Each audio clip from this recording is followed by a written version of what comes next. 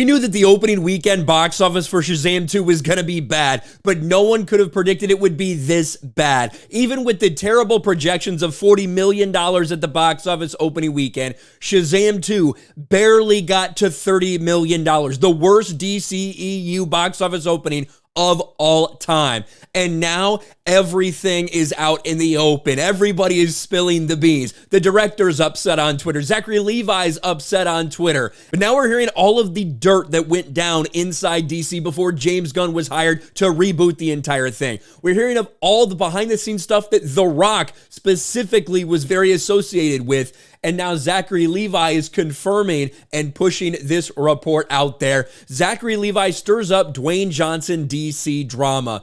And in fact, this article that came out today, how Dwayne Johnson kneecapped Black Adam and Shazam 2 while trying to take over DC, has been shared by Zachary Levi himself with the caption, "The truth will set you free." And we're going to get into this. Before we do, let's make it very clear.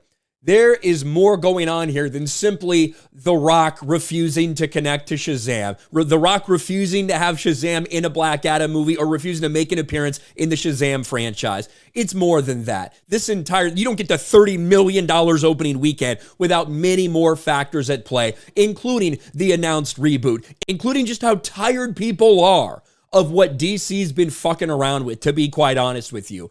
All of that has led to this disaster. And now Zachary Levi feels very open to spilling the beans and pushing this report that's out there. Let's get into this. How Dwayne Johnson kneecapped Black Adam and Shazam 2 while trying to take over DC. Remember, Black Adam flopped. Black Adam was a failure. And since it was a failure, it made it very easy for James Gunn not to want to go with everything that Dwayne Johnson had planned for his future in the DC universe. Black Adam didn't even reach $400 million. Black Adam lost probably over $100 million at the box office. It was a failure. The Rock tried to spin that. The Rock had people write fake reports out there to try to spread them about how his movie's actually profitable. That all got blown out of the water. A lot of shit has come out about how shady some of the stuff Dwayne Johnson's been involved with when it comes to DC has actually been. The underwhelming $65 million worldwide debut of Shazam! Fury of the Gods is another black mark for the DC Universe, the second-string superhero stable. But there's another villain, insiders told The Wrap. Dwayne "The Rock" Johnson, who's behind the scenes maneuvering to boost another DC property, Black Adam, may well end up tanking both franchises.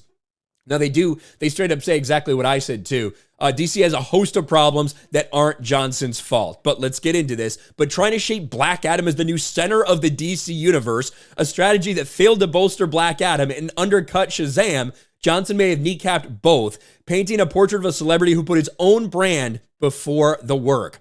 Johnson did plenty of work in public to undermine Shazam, chiefly by promoting a face-off between Black Adam and Superman instead of the canonical link between the hero Zachary Levi played and the former pro wrestler's own character. We all know that if you're a fan of the comics, you know Black Adam and Shazam. You can't really tell these stories without the other. Despite that, that's what The Rock wanted to do. We know this. We know he refused to appear in Shazam. We know he refused to appear in Shazam 2. Now we're hearing that he refused to let other people that were in his movie appear in the post-credit scene for Shazam. That's how salty and controlling this dude was. Privately, he vetoed a planned post-credit scene in Black Adam, which would have seen Shazam recruited by Hawkman and other costume heroes into the Justice Society of America. The Wrap can report this exclusively thanks to disclosures by two high-level Hollywood insiders. There's plenty to blame for the underwhelming grosses of Black Adam and Shazam, including middling reviews and mixed messages sent by DC Studios' revamp.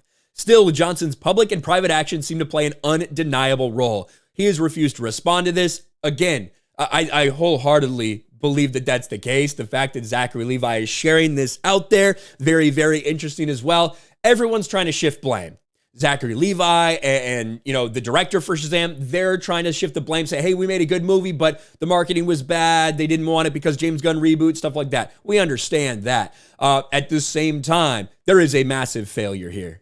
This might not hit $200 million at the global box office. That's how bad it is for Shazam 2 right now. And you can't say they didn't market it. There was a decent amount of marketing for this movie. Maybe it wasn't targeted the right way, but $100 million worth of marketing for a movie with this budget is a lot. There is so much fucking drama at Warner Brothers and at DC. And I do firmly believe, I said it, I got heat for it when I talked about it when Black Adam was out and all that stuff. A lot of people didn't want to believe it, but slowly these reports did come out that The Rock was at the center of a lot of this behind the scenes shit. And he was a guy who said, if you're not going to do it my way, then you're not going to do it at all. And to have him veto that post-credit scene with characters from Black Adam because he wanted to keep the connection as far away as possible is stupid. It doesn't make sense. There's one quote I want to read before we end this thing. Dwayne tries to sell himself as bigger than the movie, said a high-ranking Hollywood exec. He's one of the few people who always thinks he's the most important person in any situation or room. And yeah, I think that's the way he likes to see himself. Some people do see him that way. Dwayne Johnson is not a guy that elevates a franchise. I think we can safely say that at this point. These things he does maybe elevate him, but I don't think he's somebody that comes in there and elevates something, not in the way he thinks. And we've seen that with his box office results. This is fucking chaos. It's drama, and I think it's only going to get worse. Let me know what you think about all this in the comment section below. Smash a like button, subscribe to the channel, ring the bell for notifications, share this video out there, and I'll talk to you later.